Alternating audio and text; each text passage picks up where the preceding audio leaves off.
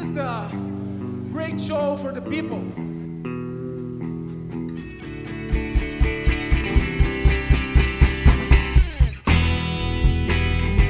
Taylor, you mentioned my gorgeous mustache.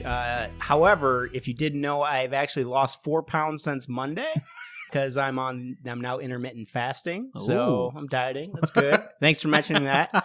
Big self-esteem boost. However, I do sense a nickname change for myself coming soon. I don't know if you know this, but Anderson's second opponent in Pride, his nickname was the Diet Butcher, and I'm really thinking I could use that to my advantage once I bomb this. Excuse me? I don't even know what that means. You know exactly what it means. How do you get that nickname? Like, what? He was I wouldn't say rotund, man.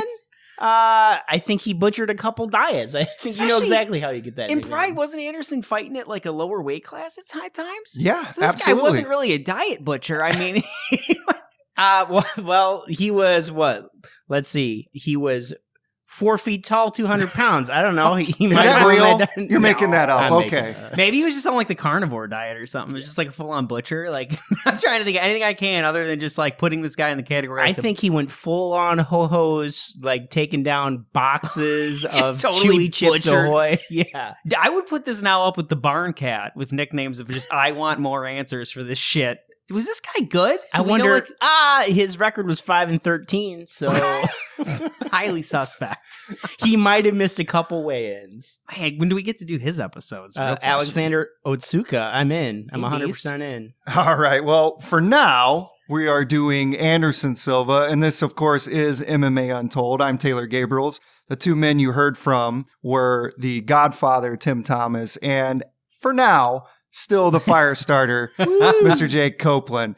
So, as I said, we are covering Anderson Silva in today's episode, and I couldn't be happier about this how personally. excited are you? And I personally don't believe that the podcast can go up from here, so it's probably all downhill after this episode, but we'll roll through it anyway. So this is part 1 of a 3-part series on Anderson the Spider Silva. Now, Anderson Silva is not your average MMA fighter. He doesn't speak the way other fighters speak. He doesn't act the way other fighters act. And above all, he does not fight the way other fighters fight.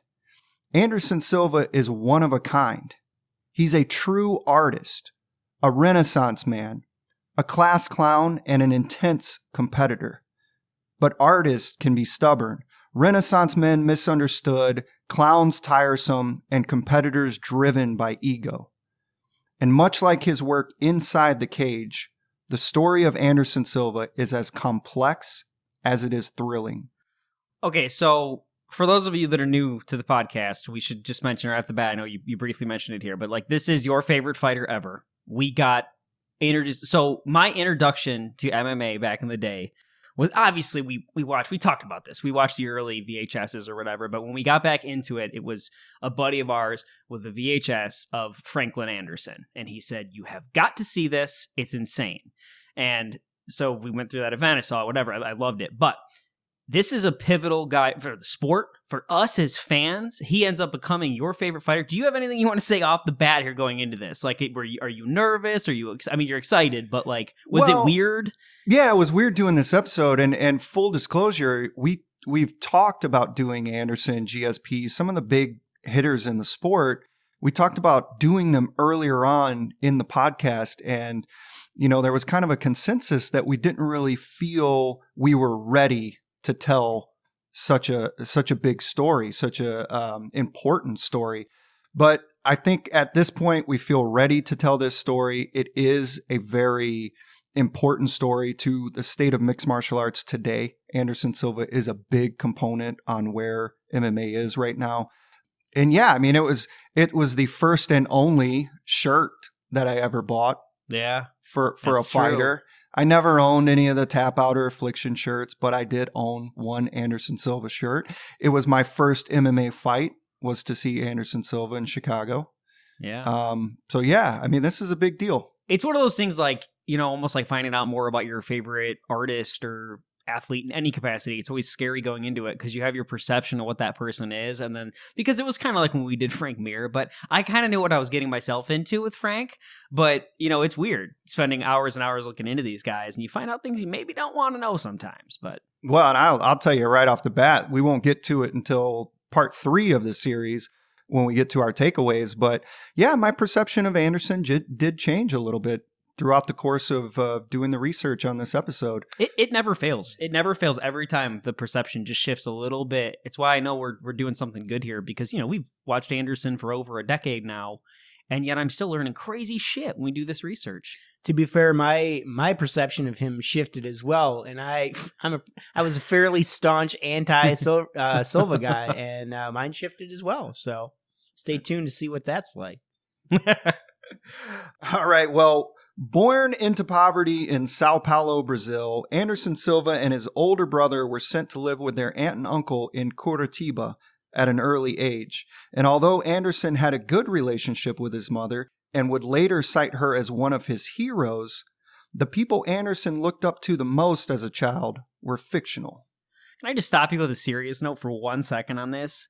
We always blow past stuff like this. Like, it's almost like a throwaway statement. Like, yeah, just his mom, took him to live with her sister and he grew up there with his brother.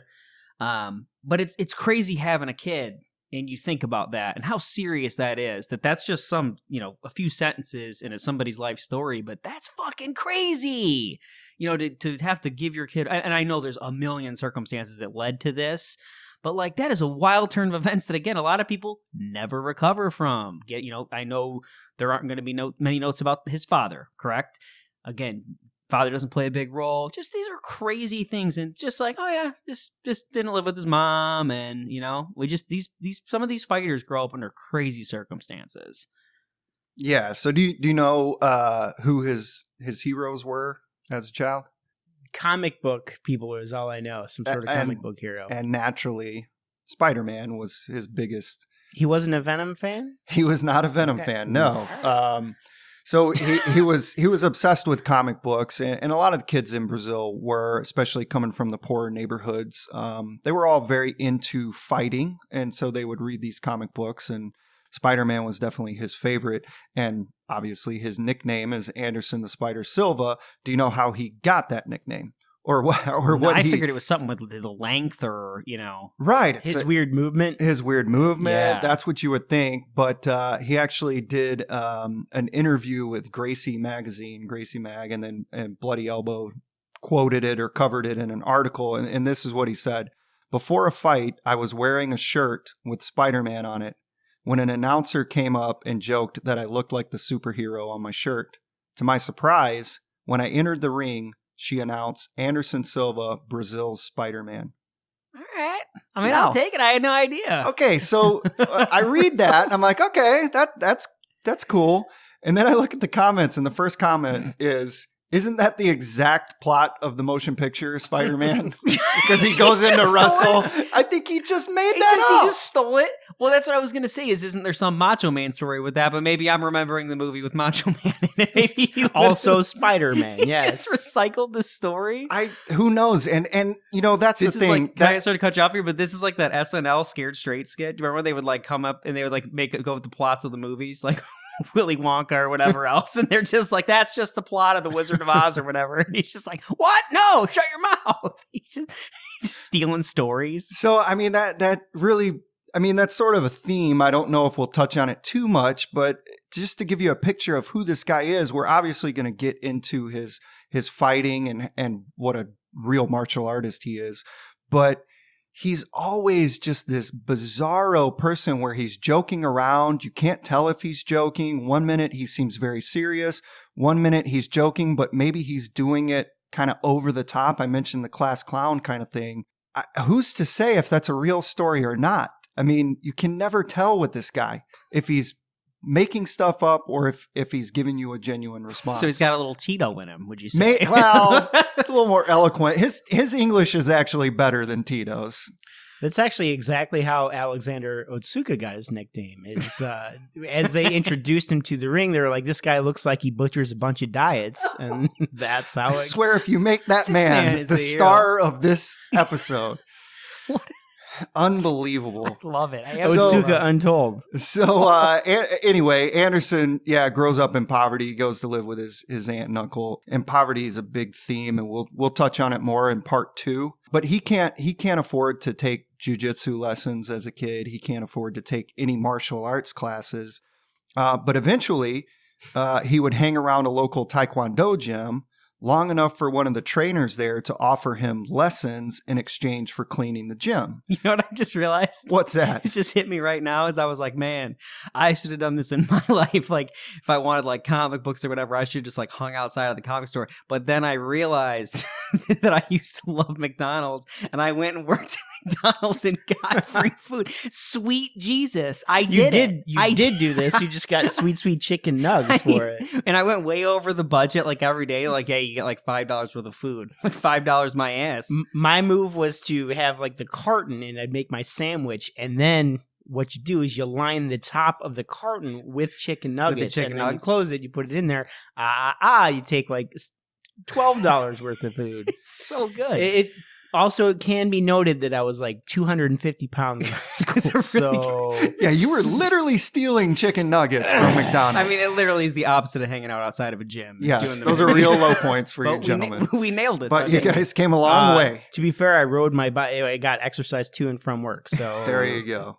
Well, anyway, Silva happily accepted the trainer's offer and started taking Taekwondo. And then in high school, he was forced to pass by a Muay Thai gym on his way to and from school. And struck with the same level of curiosity, Silva lingered around the gym until one of the coaches took notice. This time, that coach would become Silva's longtime trainer and would propel Silva into mixed martial arts. I mean, we joke a lot, but that is, again, the level of dedication that I just like don't have in life. That's phenomenal that he like didn't have the money. It's just like, oh, let's hang around here and just see where it takes me and see what opportunity I can get. And look what happened. It's crazy. All these things always remind me of the various books we've read, you know, like Outliers or whatever, where it's just like these crazy events or breaks people catch, like Cyborg, you know, being pushed to go to the gym. He hangs around just enough and gets the right people to notice him and give him a shot. And look what he becomes. It's also crazy, too, because Silva is, you know, one of the handful of people in the sport that can be considered like a true genius of striking. And to kind of peek behind the curtain and see, like, he started just like anyone else did. He made it his life. He showed up at the gym every day, put the work in.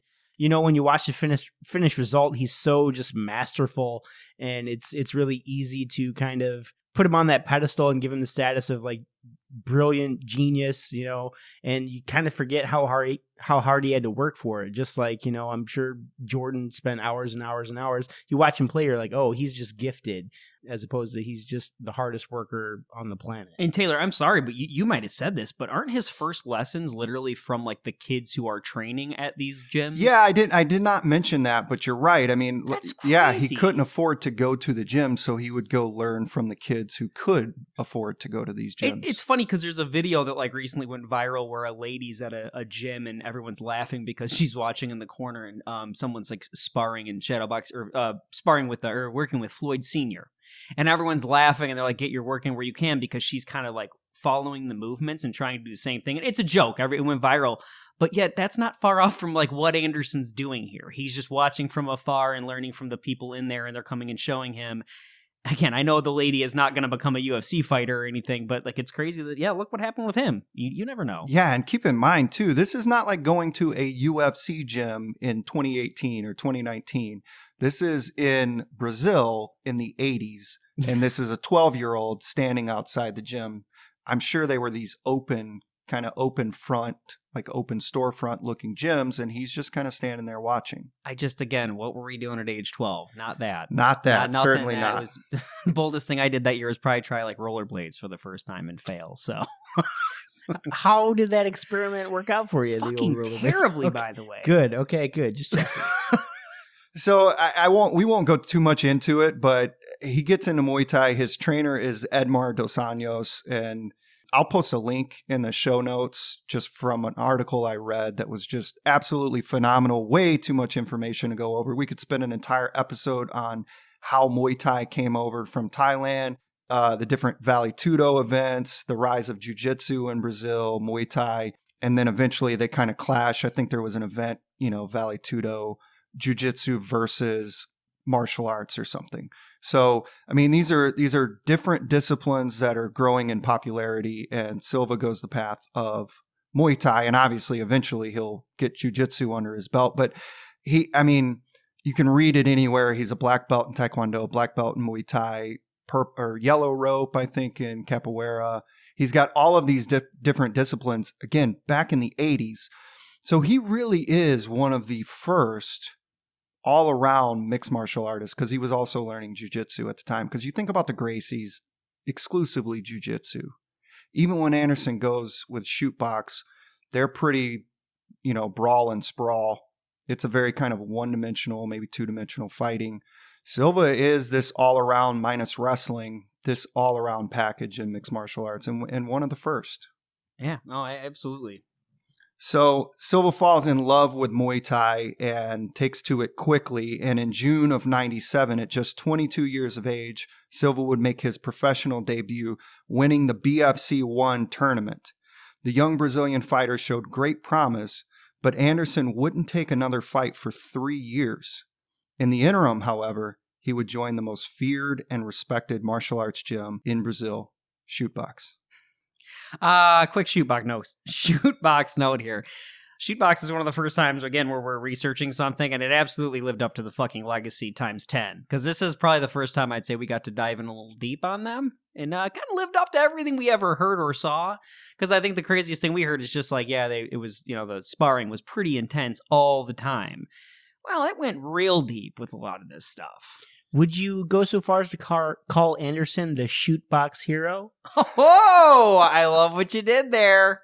Taylor's probably like, what the fuck's going on? I only tolerate that joke because of your handlebar mustache right now. Thank you. That is the only reason I tolerate that. So I've got 2 questions for you guys, and we did not go over this before recording. Can you guess how much money the winner of this BFC tournament made? Okay. A lot of questions here. How many people were in the tournament? Do we know? Is it like an 8? What are we talking here? One night? Do we know anything about it the was BFC? one night. Yep. It was one night. Yep. Okay. Let me think here. Okay, just so I know, is there a spoiler at all on the notes? Just like, okay, that is a spoiler? Damn it! That is a hint. Yeah. I would have said, okay, so now that I would have said, honestly, what year is it? Between 80s, 90s? 97. 97. Mm-hmm. 97. Professional fighting. I would have said 10 grand, honestly. Yeah. Given the question, before I looked at the notes, my guess was something just absurdly small, like a hundo. It was 500 for the winner, and then the runner up 250. Anyone outside of that, $0. How? So I think I want to say it was Bloody Elbow, or no. MMA Fighting wrote an article. The guy who fought Anderson, and I'm sorry, I'm forgetting his name. In the finals, ends up fighting in the UFC years and years later, and they actually fought on the same card, 168. No shit. So MMA Fighting did an article, and they interview the guy. That guy was on 168? Yeah. That was like a monster card. Yes. Isn't that the Weidman rematch? Yes, that's the Weidman rematch. Yep. And that man was Chris down, Weidman. I'm like, what? It was not Chris Weidman. No. An episode of Black Mirror? No, it was further down on the card, obviously. But anyway, he basically says that they traveled, I want to say it was 17 hours by bus to get to the event. And then if you didn't win, you got no money. So I tell you why I suck. A 17-hour bus ride sounds like hell, like literal version of hell. So they did that 2 days before the tournament, or a day before the tournament, the 17-hour bus ride. They fight in this tournament. Everyone but 2 people wins nothing. And then you get on the bus and go home. And the winner gets $500, which is $500. So, I mean, think about how dedicated. So I'm a writer, and you send in a short story to a competition. It pays out $1,000, $5,000, whatever it is. Maybe the top 3 selections get money, and then everybody else gets nothing. But that's hard enough to do. But to get kicked in the head repeatedly and then make absolutely no money from it? And then the bus ride of shame back. I mean, there's just zero chance. So you got your ass kicked. Good news is you have no money. Bus leaves in 15. Hop on. So obviously, I mean, this is just a different time in martial arts, and we've said it many times here before, but this is not guys growing up with a blueprint on how to make a living in this sport. This is Anderson Silva standing outside of Taekwondo gyms at 12, and then eventually joining Chute Box and going to this small tournament, making $500 to win the thing. Now, he made his pro debut in 1997. Okay? I'm going to just list off a few fighters, and you tell me who started fighting before whom. Okay, this is awesome. Go ahead. We'll go BJ Penn. We'll go Chuck Liddell. We'll go Randy Couture. And who else? Trying to think of some. Rampage. Okay, so we got to order those. Who started first? So we got BJ, Randy. Yeah, just tell me, I mean, which one of those four started fighting before Anderson Silva? Oh, who started before Anderson? Like professional fights? Correct. Professional fighting. Okay, not including Navy fights. It's boxing in the Navy. So it's not Randy. We're going to talk this as a team here. It's not Randy. I would say BJ. Yeah, BJ seems like a really good.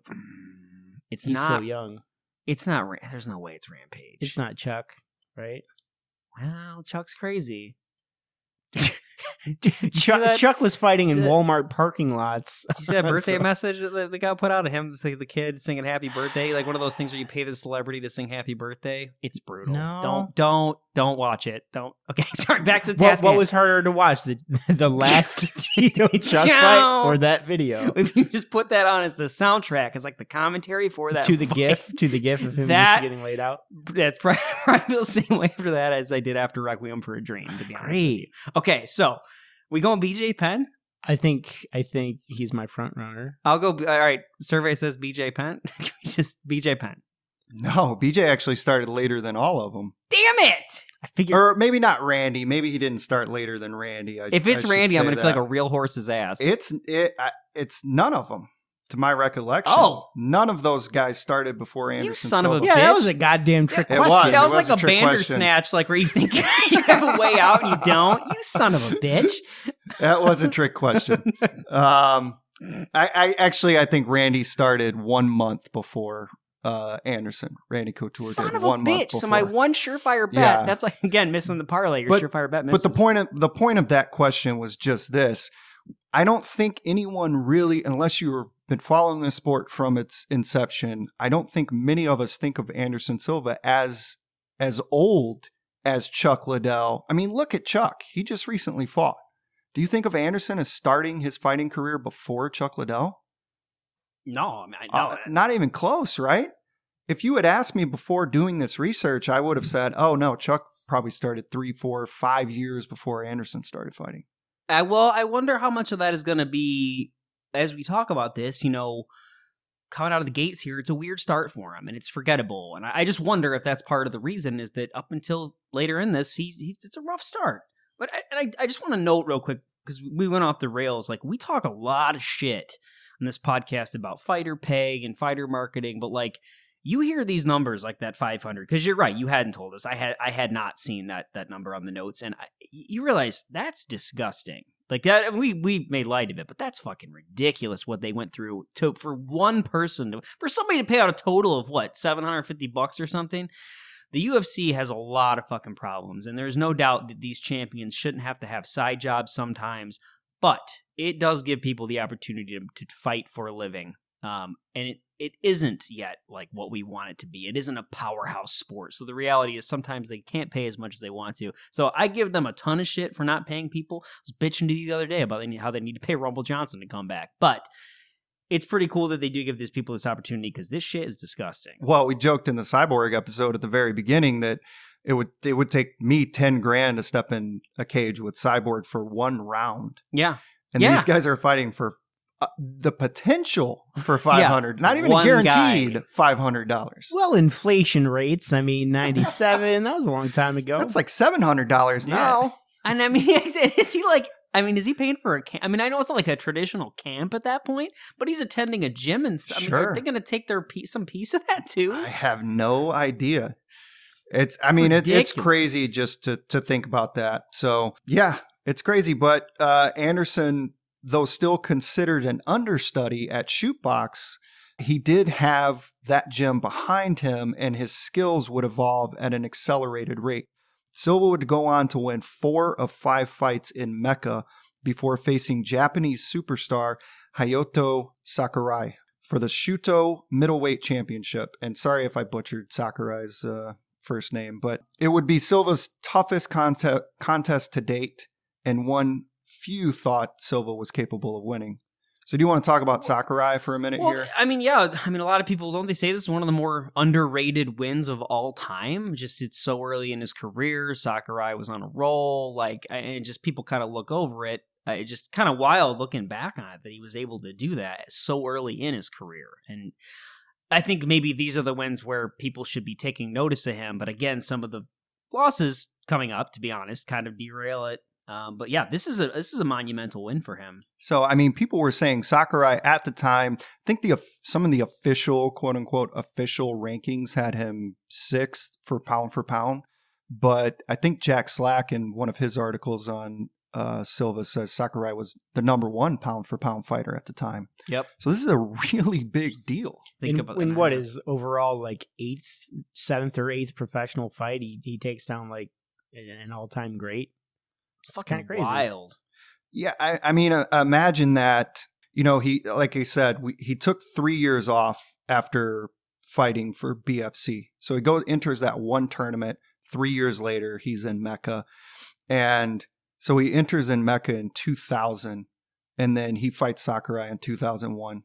I mean, I think it was 14 months. It's always the natural comparison, but isn't that almost? And believe me, this version of Shogun wasn't the same, but isn't that almost like when John Jones dethrones Shogun? And he's super young and hasn't had that many fights, and it's just the John Jones Anderson comparison always happens, and to me that reminds me of that. Yeah, and Sakurai was 18-0. Yeah, at the time they fought. So I don't know who. I know Shogun was a little diminished at this point, but he was the fucking champion, and he had dethroned Machida, so... Yeah, it's just like you said, it's just one of those fights that kind of goes under the radar, except amongst, guys that really have been following this sport. So it's one not to forget, for sure. And that was at 168 pounds. So people who know Anderson Silva now know that he's a middleweight that's moved up to light heavyweight. He was fighting 2 pounds lower than what welterweight would be today. And Sakurai, didn't they say, sometimes he could fight at if he was lightweight, potentially? So there is a little bit to this. There was some layers to this. Maybe he was fighting somebody a little bit bigger than him, but still, it doesn't change the fact of what happened. No, absolutely not. So he beats Sakurai, and that's technically for the Shuto middleweight championship, even though it was 168. For them, that was middleweight. Can we have a brief talk about that in combat sports? Why the fuck can't we have some unified? I know because boxing has weight classes every 1/10 of a pound, but can't we have unified fucking names? When you try to go back, if you're comparing Pride and the UFC, the weight classes are all over the place. They've got wacky names. Didn't Pride have 2 weight classes basically for the longest time? Why can't this be more uniform? God damn it. Well, it's part of I understand your frustration, but it's also part of the fun of looking back on these fighters that did start at the very inception of mixed martial arts, because you see how disjointed and how all over the place every organization is doing things differently. They have different weight classes, and it's kind of the fun of it. It's true. I mean, I know, I get it, but it's just fucking crazy. All right. Well, with a win over Sakurai, the next logical step for Silva was to join the rest of his team in Pride FC. And Silva would not disappoint, at least at first. With wins at Pride 21 and 22, Silva was then offered a fight against the former UFC welterweight champion, Carlos Newton. I feel like this is your chance for your Matt Hughes reference. Isn't that one of the Matt Hughes, is that the knockout slam? Doesn't he like one of the few? Yes, yes, it is. I feel like, and I could be remembering this wrong. I did zero research on this, but I feel like Hughes slammed him and like knocked him out. Or I think there were 2 Newton fights, and I think they like did. I think. And my scumbag brain could be betraying me. We're just making all this up on the fly. So I think there were 2 Newton fights, and there were 2 Frank Trigg fights, and they were both oddly mirrors of one another. Like, but yes, to answer your question, yes, he slammed the hell out of Carlos Newton, knocked him out, and that's how Hughes won the belt. I'm glad we can take this time in your favorite fighters episode to mention my favorite fighter. I'm trying to build up Carlos Newton as a formidable opponent of Anderson Silva, and you guys are shitting on him with Matt Hughes. Thank you. Hughes mopped the floor with him, so after Hughes' knockout, I don't know if Carlos Newton was even... I probably could have taken out Carlos Newton if I could have made that weight. Know about that. I said it. Your handlebar mustache is amazing, but I think you're talking out of line. I can drive to Bettendorf, Iowa right now and start training, so just let me know. Well, despite what Jake is saying here, Carlos Newton was actually a very, very good fighter. Prior to losing to Matt Hughes, he submitted Pat Miletich with a bulldog choke, which was insane if you haven't seen that, at UFC 31. So he won the welterweight championship. And I think that was in Wikipedia, as much as we don't like to go to there. $3 if you just give him $3. Says it was voted top 20 UFC's greatest submissions in history. So it was a very crazy submission. So Newton was a formidable opponent. He definitely did have a couple losses to Matt Hughes going into the Anderson fight, but what a beautiful finish for Anderson. Can we just take some of our Patreon money and give it to Wikipedia? Like, I know we don't use them much, but they need $3. There are 3 people in this room. If we give them $9, it would stay ad-free. I'm just saying. Unbelievable. It's not that hard. Listen, you two, you are way off track in this episode. I assume that at some point I will donate to Wikipedia, so I don't feel like I need to do it right now. We all make. Just saying. It's not that difficult. Sorry. Do you even know where we're at? No, we were talking about Carlos Newton. Just to follow up, Carlos Newton had 3 losses in a row, and it was Matt Hughes, Anderson Silva. Just letting you know. Yeah. Oh, so okay. All joking aside, so he went into the Anderson fight after the Hughes. Okay, I was not following that. Well, there was a fight. There was a bumper fight in between. Yeah, but his 3 losses in a row were both to Matt Hughes and then this Silva character. Where the Matt Hughes fights were in the UFC, and then he goes over to Pride, right? Correct. Okay. But we're still talking about a dangerous former UFC welterweight champion here. Definitely. No, I mean... And this is, again, still very early in Silva's rise. So he's this showing is a ton of promise. Yes, for sure. Exactly. This is when people are... Because, again, Pride is all the rage at this point. Silva's in the Chute Box camp. He comes in, wins his fights, and then knees Carlos Newton with a flying knee. I mean, this is pretty spectacular. Absolutely. And look, at this point, when you look back on it, again, we always look back on this. I've seen highlights of this era, but I was not watching Anderson at this point. And they were grooming him. We'll see with his next fight. They're giving him, I know not Newton, but his next fight's a bit of a can. They're trying to make him a something special at this point, which is worth noting when things sour here in a bit, that they're kind of behind him. When you're this next fight, the guy's, 4-7 or something? Like, they're grooming him to win these fights in Pride. They like the spectacular finishes. So they're behind him. We're onto something here if we're a promoter, So, by the way, can we, because we might be out of the Pride talk here soon because it doesn't last long for Silva. Can we talk about Silva's gorgeous entrance? I'm going to let you feel this because you've been talking about it for years now. You love it. Have you seen that entrance, Jake? I don't believe I have. The Michael Jackson entrance? No? I think I have, actually. Guys, yes, Taylor loves this. Yeah. We'll be watching that after we record this episode, okay? This might be one of the early many reasons why I dislike Anderson Silva. Listen, all joking aside, it was a gorgeous display of dance skills. And part of what we always talk about, it made Pride so much more enjoyable to watch. Those entrances were so much fun. I mean, you got to forgetting about Liddell's incredible UFC intro. Gorgeous.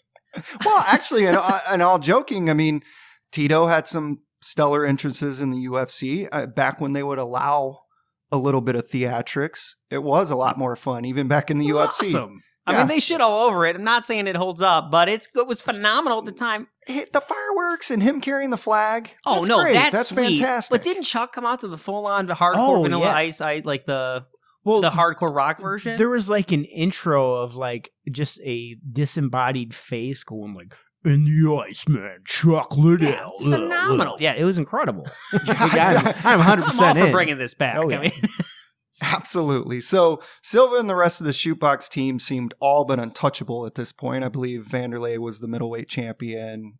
Shogun, I think, was a champion, or maybe it was Ninja. But behind the scenes, cracks were beginning to form in the foundation. Just 3 months after his win over Newton, Silva stepped in at Pride 26 to face Daiju Takase. And with a record, as you mentioned, Tim, of 4-7-1, Daiju was such a heavy underdog that before the fight began, Steven Quadros and Bas Rutten had this to say. What are Takase's keys to success in this potential disaster? Yeah, it's very little because Anderson is very good. But Takase, hey, got to take him don't down. count anybody out.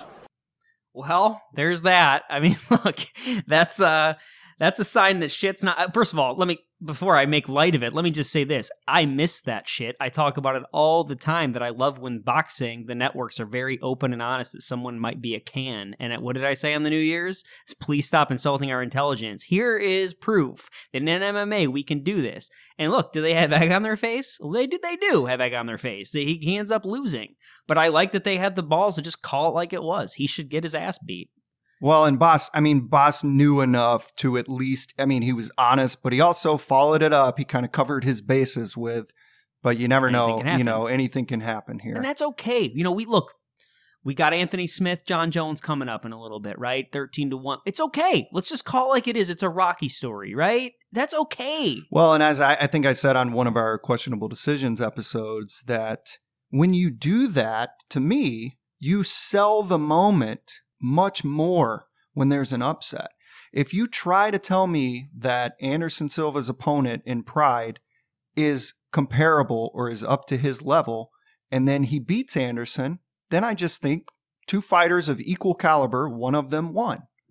But when you tell me the guy has no chance and then he submits Anderson, you go crazy. Yeah. What an underdog story. This is special. Because you've sold it as an underdog story. Yeah, I mean, there's in no way can you go wrong with honesty there. Like, yep, this guy should get beat, but this is the fight. He's got to fight someone. It's a lot better than like, oh yeah, this is a masterful opponent, and then it's the biggest joke of a fight when Anderson knocks him out in 30 seconds or something like that. And we see those all the time. They get so preoccupied with selling pay-per-views right this minute that they forget if they just do these like long plays. If you do call it a Rocky story, and maybe you lose 30,000 pay-per-view buys on this one, but then you have a narrative. But you can't pull that underdog story if you spent 6 weeks telling me, this guy's a beast. He's going to beat his, he's got every chance in the world to hang in there. Like, maybe not. Just say it. I think that was also, if I'm not mistaken, and I haven't watched the fight in a while, but I think that was also in the middle of that fight, they say something about Anderson being the self-proclaimed Roy Jones Jr. of Vale Tudo. That's interesting. Okay, that's a lot to unpack. That's interesting. One, that the Roy Jones stuff's coming up that early. Two, there's a little bit of ego there. It's a lot there. Signs of some things that are going to come up later. Out. That comes up later. Yeah. That's wild. I did not know that. So I'm just dropping that little tidbit. And again, if memory serves me correct, that was the fight where they're talking about that. So yeah, the Roy Jones Jr. fight interest with Anderson Silva dates back all the way to Pride. I didn't realize, I always look back on this fight like it was like a fluky thing, like because the way we always discussed it was like it was a fluky submission, but I didn't realize Anderson was getting dominated like the whole damn time. I thought maybe he caught him in the Anderson, but it sounds like Anderson was just getting his ass beat. Yeah, It's worth noting. It is worth noting. I'm going to do my best to link maybe 2 or 3 articles in our show notes, and I've mentioned Jack Slack earlier in the episode, and he did an excellent, I think, 3-part article for Vice. And one of them, throughout the course of it, he kind of breaks down Anderson's fighting style a little bit. And we don't do too much of the technical breakdowns. That's really not our strong suit. But it was fascinating, again, reading about Chute Box sprawl and brawl style. But those guys were so much more sturdy and had much better wrestling defense. Anderson, I mean, it goes all the way back to here. We start to see that later in his UFC career. His weakness is wrestling. His weakness is wrestling.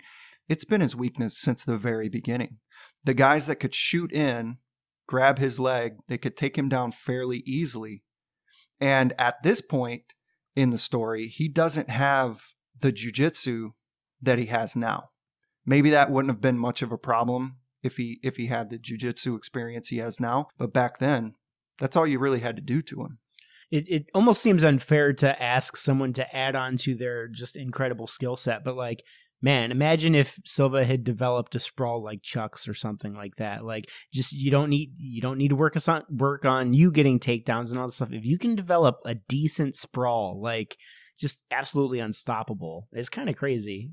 Well, it's what makes guys like GSP and John Jones so insane. Is they do have that incredible wrestling base. So then when you can start putting the striking on top of that, you obviously become unstoppable. But again, this predates all of the UFC. This is before GSP. This is before John Jones. The sport's GSP, really man. early. I know this isn't a QD, but GSP, there's nothing like that guy because he's fucking like bulletproof. I watched the clip the other day when Condit head kicks him, and I'm like, how did he get up and proceed to win the fight? Like, what the fuck? That guy is just a beast, and it's just everything. I mean, Hendricks is the only one to make him look human, and we know he's juiced to the gills. Right. Like, I mean, come on, the guy. God bless it. Well, we are making every effort to thank you guys. sabotage the shit out of this. Thank you. Over here sucking I off appreciate GSP. it. I will carry us through. You know, Don't you worry. Too, is the listeners are like, they probably planned this, and it's like, no, I just had a GSP meltdown. No, that's authentic because I'm really trying to keep us on track. Sorry, here. guys. So after that loss, Silva was obviously dejected, and he began to question if he wanted to continue fighting. And remember how I said earlier that the cracks were beginning to form in Chute Box? Well, for Anderson, those cracks would bust wide open after one of Anderson's coaches, Rafael Cordero, slapped Silva in the face. So angry and humiliated, what did Silva do? Well, he decided to pay Cordero a visit at his home later that night with a shotgun in his hand. Sir? Perfectly reasonable response. You can't show up with a shotgun because a guy slaps you. What is going on? He started it. That's true. Well, in the Wild West, if you slap someone with a glove, you better be prepared. But wasn't there something to it? Like Anderson was like stealing his students or some shit. So the official reports out there were that Anderson was teaching jiu-jitsu classes at Chute Box, and Cordero got upset in one of the jiu-jitsu classes, didn't want Anderson to teach anymore, and slapped Anderson. But then we've read since then that certain people, they're not credible sources in the sense that they're not mixed martial arts magazines or anything like that, websites, but people on forums have said that, yes, Anderson was taking students for his classes from one of Cordero's friends. Well, I just want to say what's been fascinating about this research is, you brought it to our attention, how like this is one of the first times there is this weird little bit of information where it's like, there's the story of Anderson, which we'll go through the next few weeks or whatever. But there's also these like people basically screaming from Brazil and posting in every forum with a lot of facts. It kind of gets backed up by a lot of different sources just saying like, hey, there's shit you guys need to know, and whether it's like, hey, we want to translate this for you so stories like this shotgun story. And I mean, I can't believe all the MMA I've consumed over the last decade plus that I never heard this shotgun story. Well, and to be fair, the shotgun story was brought to everyone's attention by Anderson himself. I know. So I just want to make that. I just want to make that clear. He writes about it in his book. But to your point, someone translates that specific story from Portuguese over into English so that we're able to read it ourselves. And there was always little like whispers during the Vitor feud that there's more to it, that there's more to the mask that he wears. I know we're going to get to this in part 2, but when you read the whole story, you're like, damn, this is some weird shit going on. There's just rumblings from Brazil.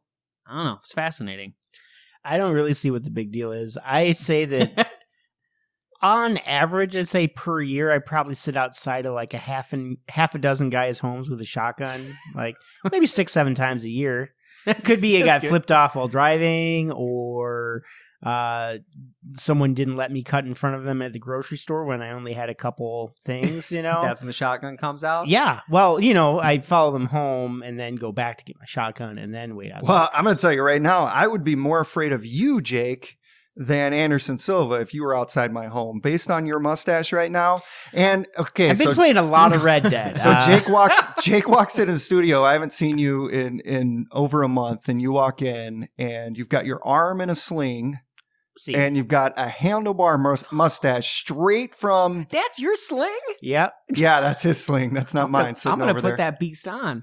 So Jake walks in, arm in a sling, gigantic. You got to been growing that thing for at least a month. Yeah. Handlebar mustache, huge sideburns, and a backwards Pittsburgh hat on. To be fair, my sideburns are fairly trimmed, so... Just living the dream. I don't know, man. You look like... You're just living the dream. I feel like it's every man's right to just grow ridiculous facial hair every once in a while. You gotta let the little missus know where her place is. Gotta grow a gigantic Here mustache. comes the fire starter again. No kidding. Ooh. I'm just saying, hey, I can't grow a beard because it's patchy and Irish, but I can grow whatever the hell is on my face right now. And you're scaring children. You got to lean into it. So, Taylor, can I just ask you, what... We're not, and this isn't set up. How the fuck do you handle a story like that? Because maybe the news was out there. We had not talked about the shotgun story before researching this. Sure. How the fuck did you handle that when you first read it? What was going on? I mean, first of all, I didn't expect that, obviously. Second of all, I think it paints a picture, and this means no disrespect to anyone from Brazil, but they would testify to this as well. I mean, it paints a picture of how different things are and certainly were back then over there. I mean, it sounds, it is crazy, and it sounds absolutely insane to us, but you read messages from people on this story, they don't seem to think it's that crazy. They don't seem to think it's that big of a deal. Apparently stuff like, and we didn't even really get into the whole Chute Box thing with their feuds with other gyms. And I mean, there's the public feuds of them going at it inside the cage with other gyms, but there's all these behind the scenes conversations about Chute Box being like the dojo and Karate Kid, the freaking what's her name? Cobra Kai. Yeah. Cobra Kai. Going to other gyms and literally beating up the other students there. So it's the wild, wild west of mixed martial arts in Brazil at this time.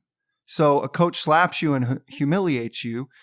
If you slap me, I would be very upset, but it doesn't mean the same thing to me as it did to Anderson. So I'm by no means giving Anderson a pass. He admits that it was crazy, and it is. It's absolutely insane. I think for me, my takeaway was that it just helped me better understand the landscape in Brazil at the time. And this is the point. You said a minute ago he was like super dejected at this point. Yeah, he was very down. He's likely depressed at this point. Is this where he like tries to go back and coach? Like, is that later where he just wants to go coach like JiuJitsu or Muay Thai? Yeah, because that's what he was teaching the JiuJitsu classes at the gym when he gets slapped.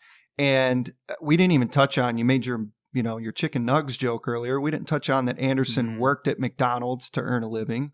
Yeah. And yeah, I mean, this is about the point. I don't know if it's here or I think it's a little bit later. I think it's a little bit later. He basically wants to go back and make a career out of McDonald's because he's just ready to leave the sport.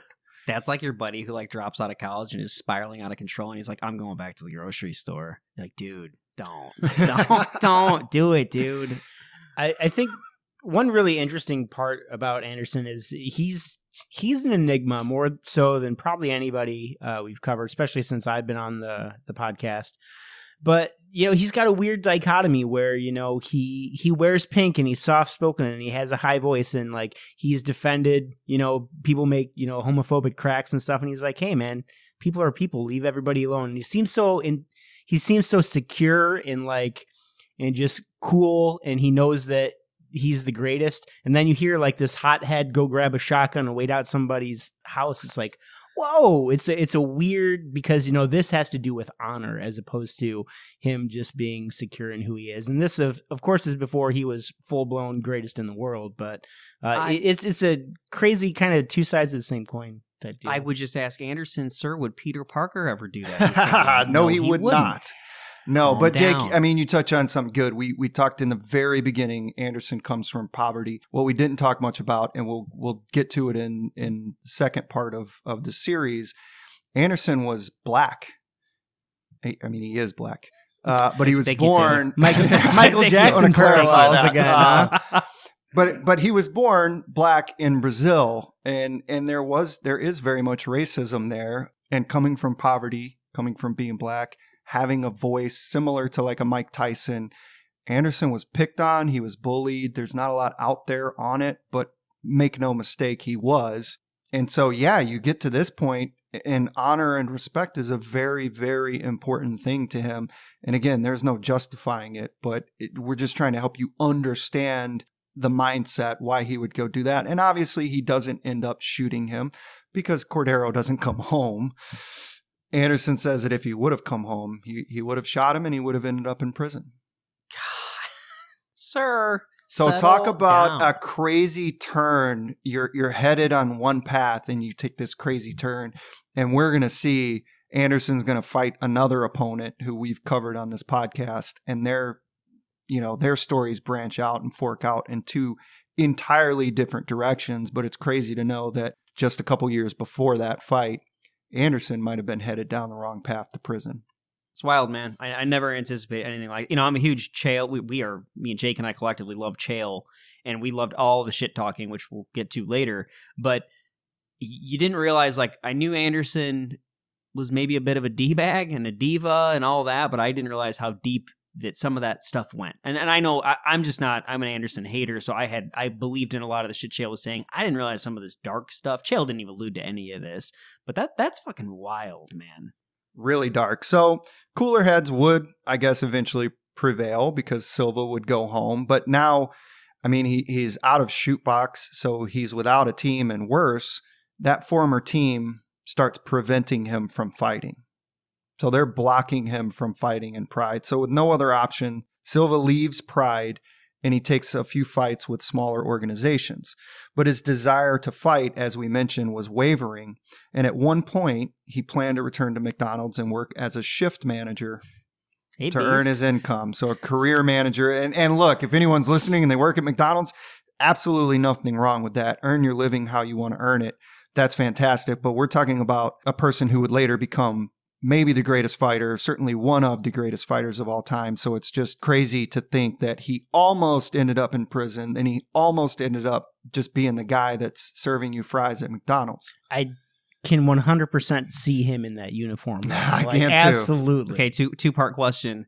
One, is he a visor guy? Would he wear the visor? Oh, absolutely. 100%. That bald head? Absolutely. Oh, yeah. Two, and then as a shift supervisor, do you get more free food? Because You got to think, yeah. I never got promoted to that. I never hit that point. So Can you imagine? I know Anderson blows up to like 220 when he's not fighting, but can you imagine an Anderson that worked at McDonald's his whole life? Anderson might have invented that smuggling nugs trick that I was talking Ooh. about. Smuggling nugs.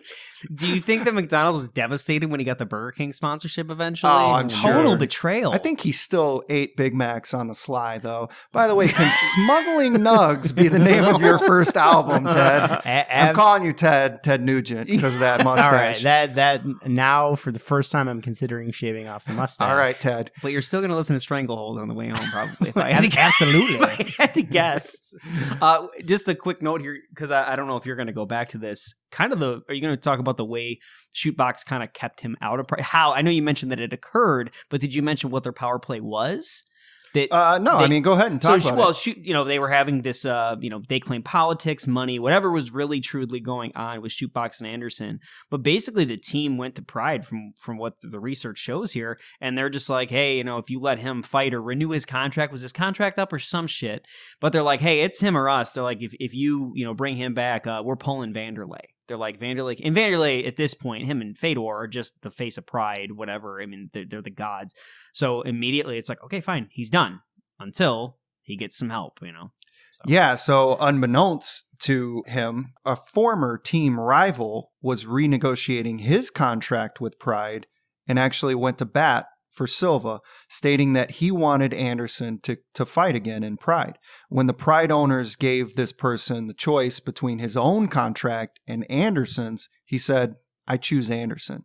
And that man, of course, is Pride legend Antonio Big Nog Nogueira. That's pretty awesome. It is very cool. Like, we're talking a lot of shit, a lot of joking, but like those are some high profile guys. There's a lot of money on the line, and to go to bat for him like that, it's fucking sweet, especially when you're going, you got somebody like Chute Box going against you. Well done, Nog. Like, guy's an unsung beast. I mean, yeah. How do you choose someone else's contract over your own? That's amazing. So, yeah, I mean, a quote from Big Nog on that says that, there was a moment when Silva had lost all motivation. And so one day he gets a call from his cousin and he says, hey, Nog, that fighter Anderson Silva showed up here at our gym asking for a job giving BJJ classes, replacing the instructor who had just left. And so Nog says, Anderson wants to teach at our gym, at a regular gym. So he talks to his brother and says, yeah, absolutely. I'll do whatever it takes so Silva can keep fighting. So he canceled all his appointments, got on a plane, went to Curitiba and talked to Anderson. So not only does he get him back in Pride, but he gives him a job at Brazilian Top Team. And Brazilian Top Team was the number one rival of Chute Box at the time. And just because this is a gigantic moment for things like this. I mean, these are major power plays. I just want to kind of go back a little bit here, and I'm sorry to go back, but to the whole politics thing. And I kind of skipped over it. I forgot to mention this. But one of the articles I read, and again, this could be bullshit, but it sounds pretty accurate. Is just that it sounds like at Chute Box, the owner, coach, whatever his name was, pardon me for forgetting. Which one? It sounds like the owner, whoever was running the show at Chute Box. I don't know if that's Cordero. I don't know. If that was Hujimar Fredrigo. Okay, yeah. So it sounds like, and again, this is just this is some of that kind of untold stuff. Sometimes we like to go over the interesting stuff. Can I verify this is 100% accurate? No, but it sounds like it is, and there's a lot of people backing it up that this guy had control of the contracts for people that fought at Pride. He negotiated it for them. Sometimes there's language barriers. Sometimes they don't understand what's in the contract. So he basically is like skimming off the top. So if he's negotiating a contract for them where they're making $10,000 to fight, he's giving them $8,000 and he's pocketing too. Now, this is all untold rumors. I can't verify this shit, but it sounds like Anderson got an offer from the UFC.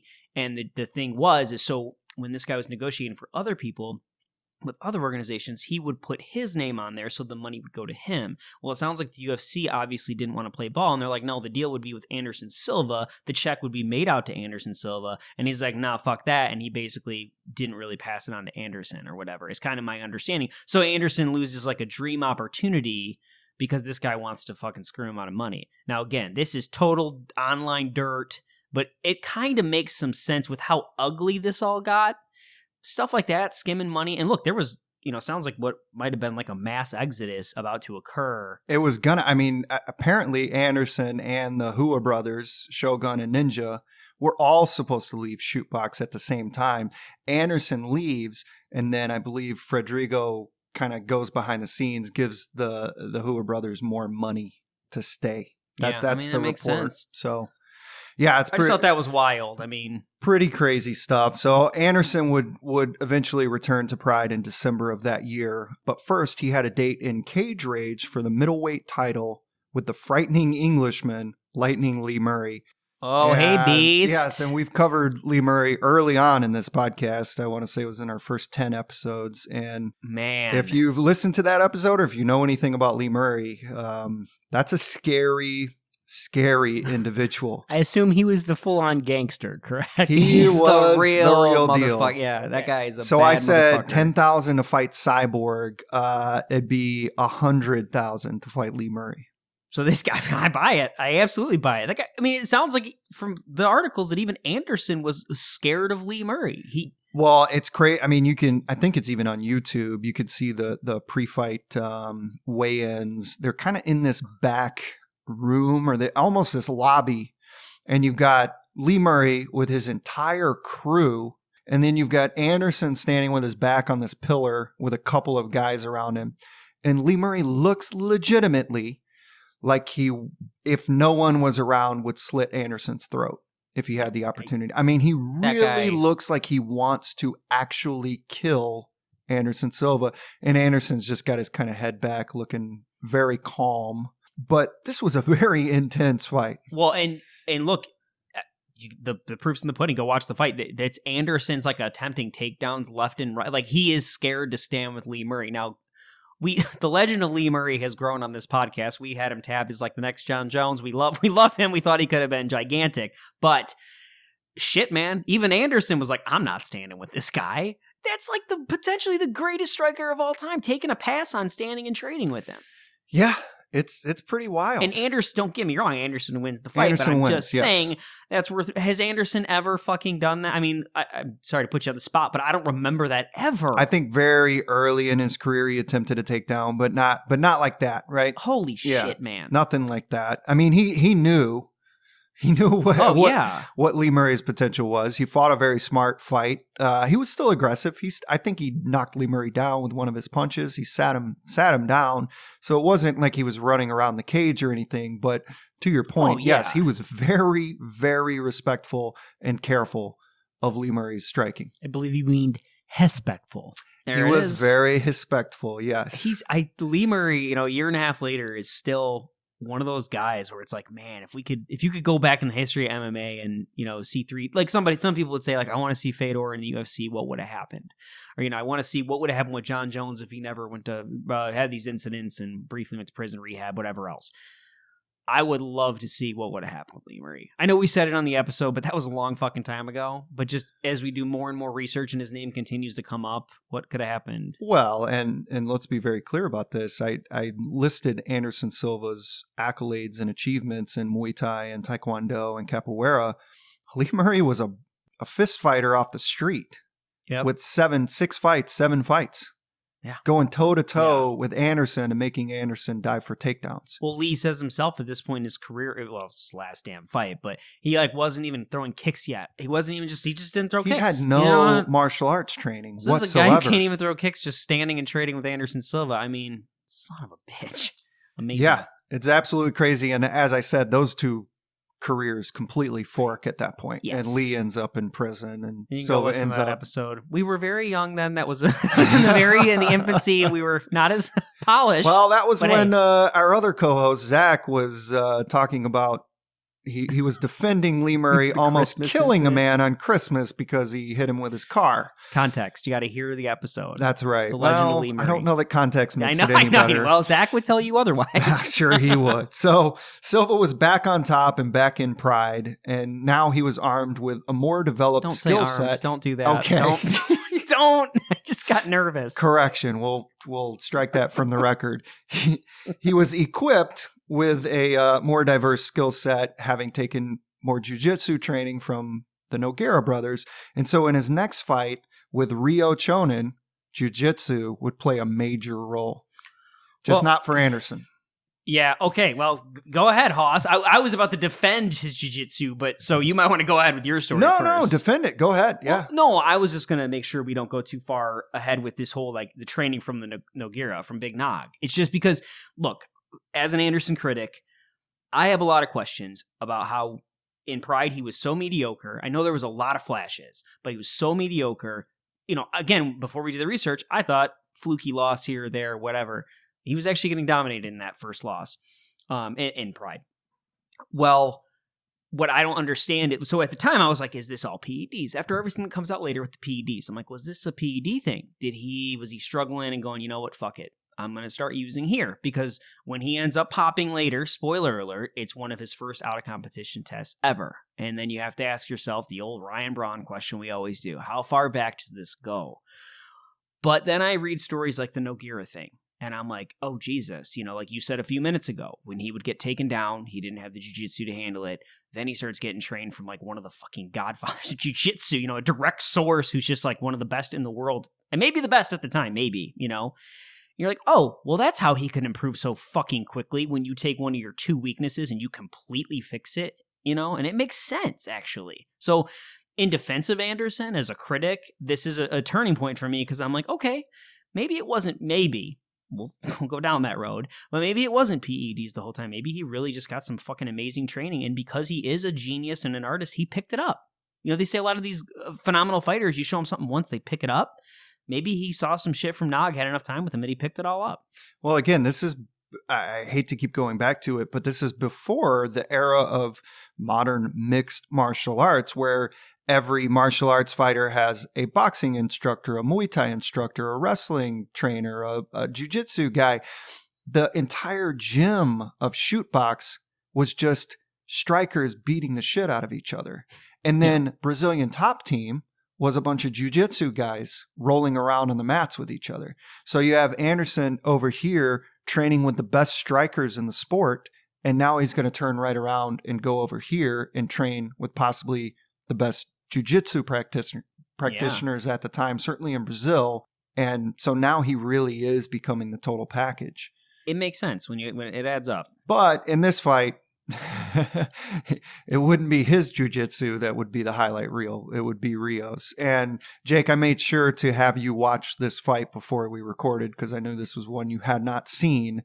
And I mean, absolutely insane, right? It's gorgeous. It's a flying scissor heel hook, which I don't know what that means. It's just done so fluidly, and Rio was kind of controlling the pretty much all fight. Anderson looked really good, and his movements looked like the Anderson we know. He's like a damn mongoose. Like just looking at their foot movement throughout this, Rio was kind of planted where Anderson's on the balls of his feet and going around. But Rio, controlled most of the fight, and then he just slaps on this just extremely fluid flying scissor heel hook, and Anderson immediately taps. Like he knows there's no way out, and he taps immediately. Now, I wasn't here. You guys had rewatched this. Is this another one? I think you just said this, and I want to verify so I don't look like a jackass. Is this another one where Anderson was losing the fight? It is. Because this is one for sure. This is the one that always gets cited as the fluke. Both of these are considered a little fluky, and yet... This is one that, as an Anderson Silva fan, I always looked back on, and I even read articles of people saying he was losing the fight, but I thought, whatever. It was probably a back and forth, and then Rio kind of ends the fight with this crazy move that no one does in mixed martial arts. No one pulls that thing off. So it was a complete fluke. No, he was winning the entire fight. He would have won the fight without that. And there's a couple things I want to say about it. So one, not that it's super important, but it's called Kani Basami. So it's it's basically a takedown. I think it's forbidden in judo competitions, jiu-jitsu competitions. It's like elliptical kick? Yeah, it's like the elliptical kick times 10 because you're basically throwing your entire body weight into someone's knee. And I think there's a video of a jiu-jitsu competition or a judo competition where somebody does that and just shatters the guy's leg. Jesus. Snaps his calf or his knee, just completely shatters it. And almost breaks his foot as well. So, yeah, this is a forbidden technique, though not in Pride. Nothing was forbidden in Pride. The Wild West. Yeah, so that is one, crazy. And two, going back and watching the entire fight, he was absolutely winning it. And one thing I want to say about Rio is bravo for winning a fight with Anderson Silva and still trying something insane. I mean, that is like Anderson Silva. It's the epitome of who Anderson Silva is, to bust out some crazy thing that no one ever uses. But here he gets it done to him. And you see so many times where guys are winning a fight and it's the winding moments of the fight and they're kind of keeping their distance and running around. You don't get too many Max Holloways pointing to the center of the octagon, ready to throw, even though they're winning. So props to Rio here. Well, and every once in a while they do something magical and they call it the Mighty Whiz Bar. They ruin everything. Thanks, Mighty Mouse. Enjoy your time in one. I can't believe how many fighters we've managed to work into Anderson Silva's story that have absolutely nothing to do with him. You can't have one of the greatest submissions ever and call it the fucking Mighty Whiz Bar when you could just call it the goddamn mouse trap. I don't And don't even tell me he has another move called the Mousetrap, because you fucking changed the name of the Mousetrap to that move. That's right. No one needs to know. Idiot. So, so Anderson leaves Pride after that fight officially and takes 2 more fights. He wins those. And then he has a DQ with Okami, where he up kicks Okami. So he's on his back. He kicks up. Okami's down technically. So Okami says he can't continue. Silva is upset about that because he says Okami could have absolutely continued and took the easy way out. You know, this son of a bitch has some illegal hits. I'm referring to Anderson, sir. I don't know what you're talking about. Bisbing. One? Well, the Bisbing. No, don't you dare. I mean, we'll get into that argument in part 2. I could be wrong, but I kind of feel like Silva's kicked every one of his opponents right in the balls at least once. That is completely false. That's John Jones. But there's the comparisons, man. Yeah. The BDs. No, there's weird parallels. All right, Weird. so all right, Taylor's wrapping it we'll up. continue to go Skips here. the rest. All right, so here we are. Let me just do a quick recap. So Anderson Silva's burst onto the scene. He's beating the unbeatable in Sakurai. He's kneeing Carlos Newton into oblivion. And then he's losing to a guy with a 4-7 record and nearly going to prison for killing his coach. And then he contemplates going back for a career at McDonald's. He's given a second chance in Pride. He beats the insane Lee Murray. And then he loses to a submission never before used in a professional MMA fight. And then he's finally disqualified for an illegal kick. So I said on the top of the episode here that Silva is as complex as he is thrilling. And after all that you've just heard, Silva's just getting started. You see, I also described Silva as an artist and a Renaissance man. And in his next fight, Silva would embody both. I just want you to know, I hope Anderson Silva lives to be like 150 years old. We never lose him. However, on that unfortunate day, if we ever lose Anderson Silva, I hope his obituary reads just like that. He's just on a roll, beating his ass, kneeing Carlos Newton, then loses to a guy with a 4-7 record and shows up at his buddy's house with a shotgun. I mean, that is fucking phenomenal. That's when he's nailing. Crazy. He's living his best life. Fuck everybody. I mean, he really is an art. I joked before we started recording this. I mean, he is like the Picasso of MMA.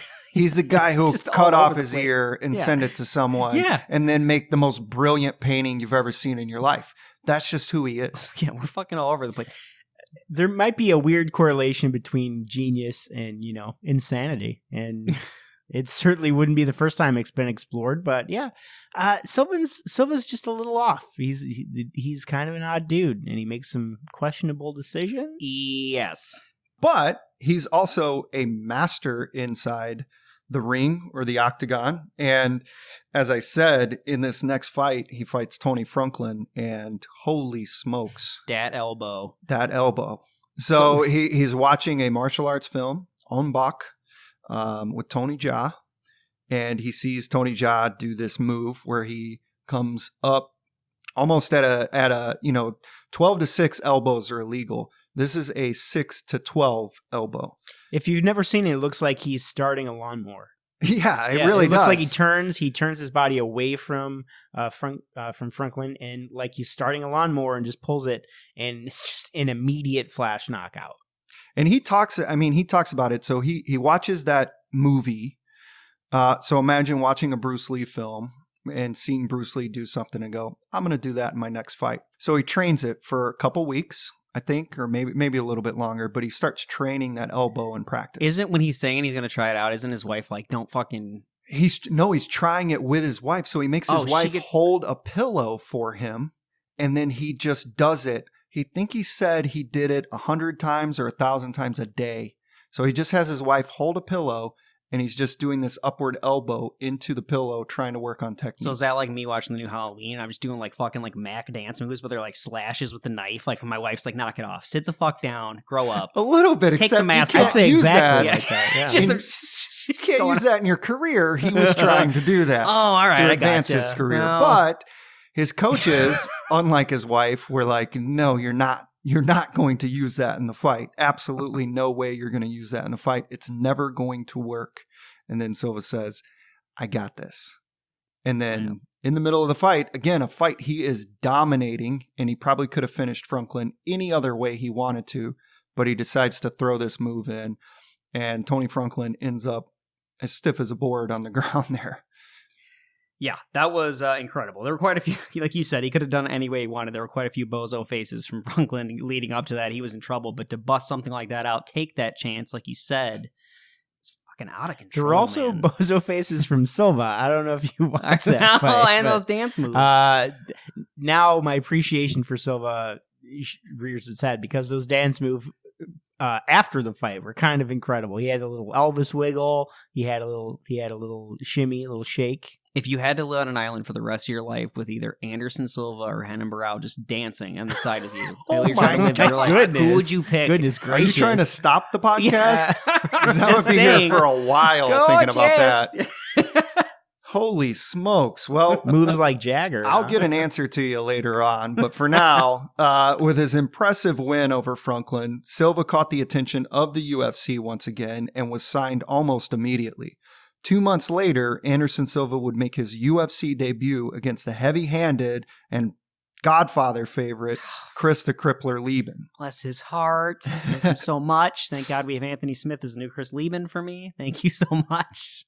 So many in attendance didn't think Anderson stood much of a chance, but Joe Rogan warned the audience watching at home that Silva was more than capable of taking on Chris Lieben, and it would take Silva just 49 seconds to dispose of Lieben and secure a shot at the middleweight title held by Rich Franklin. Franklin, at the time, was 22-1 and had defended the belt 3 times already, but Franklin had never faced a fighter like Anderson Silva. And when the fight was over, Franklin would never look the same.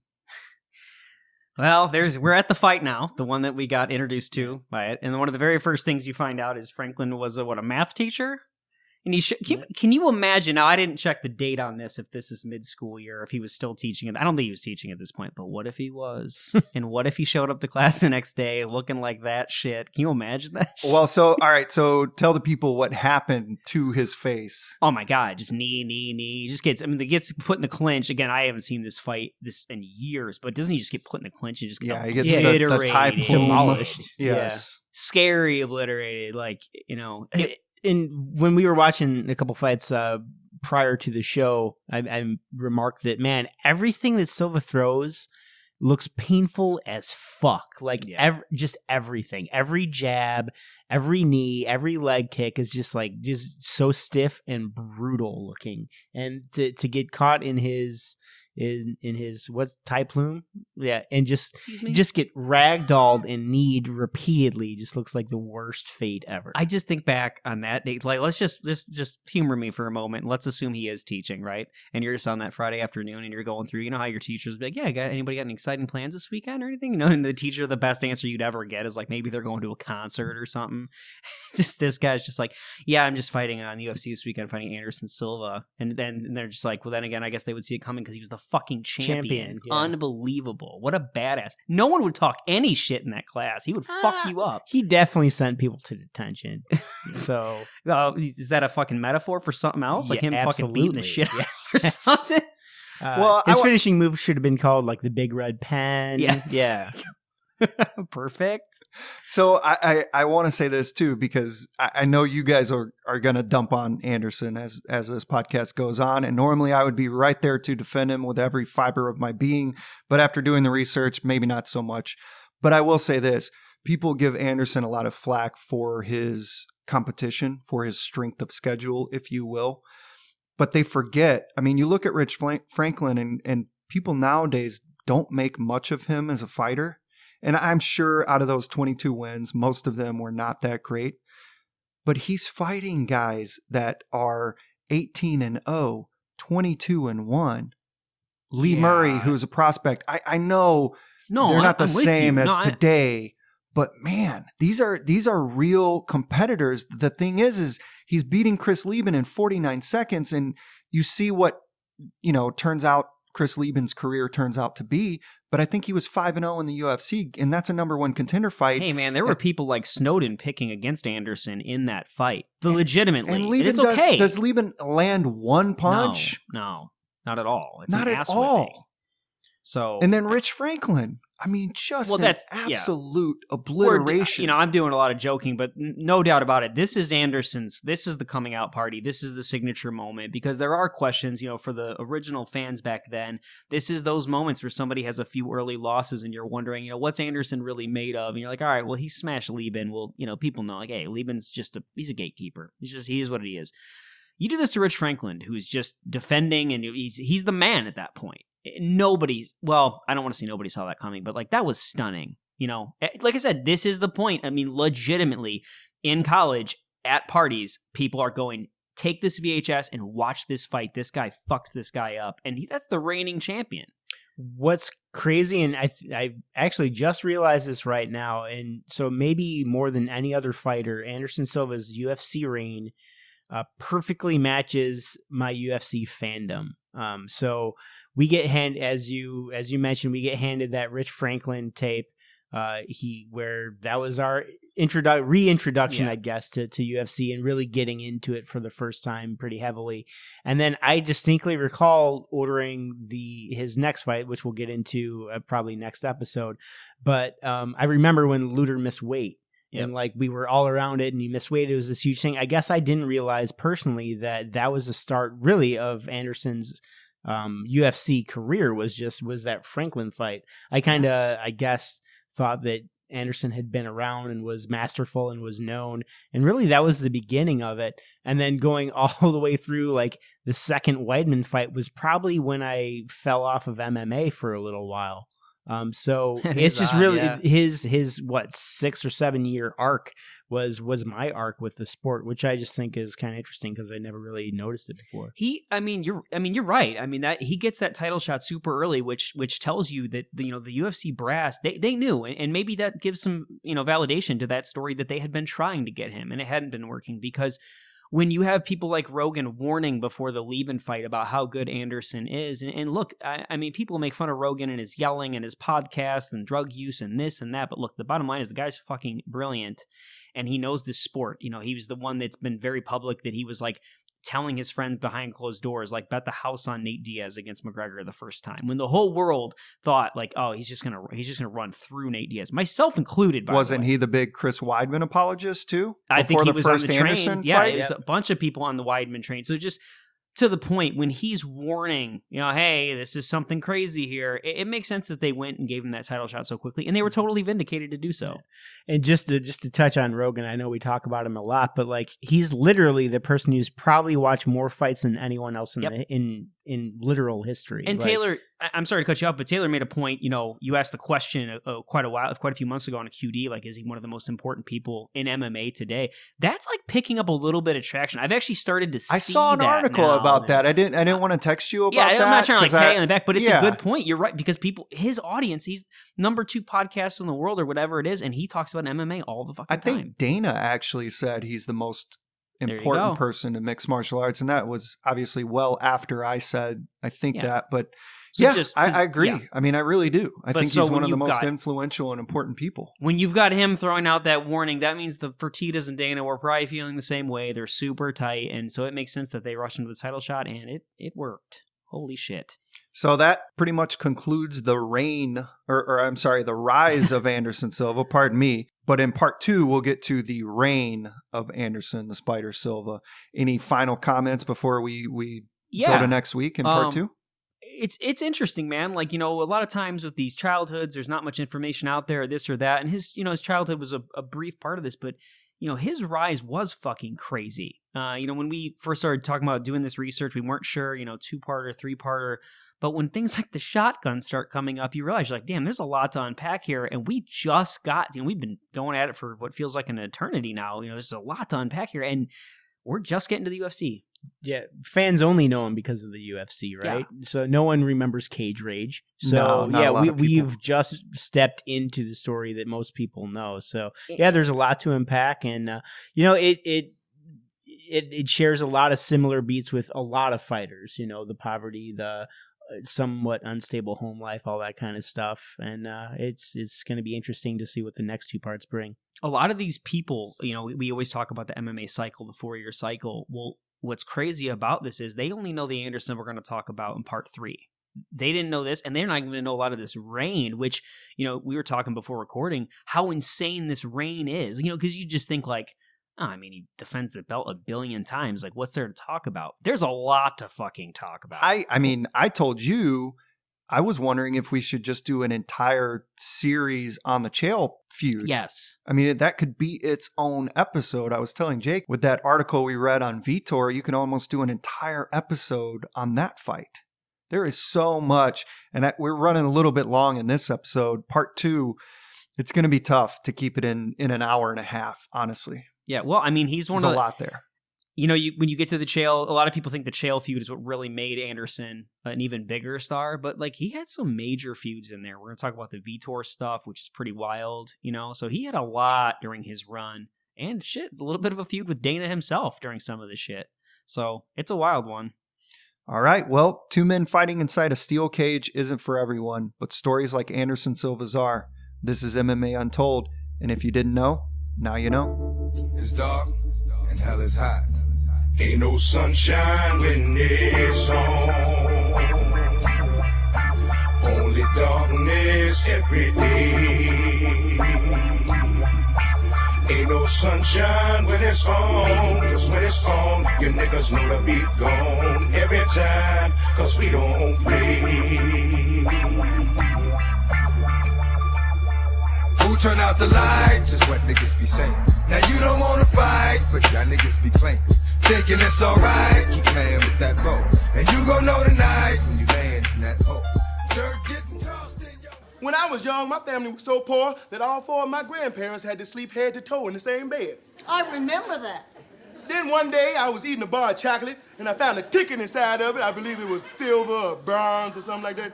It was golden. That's what I said. It was a golden ticket.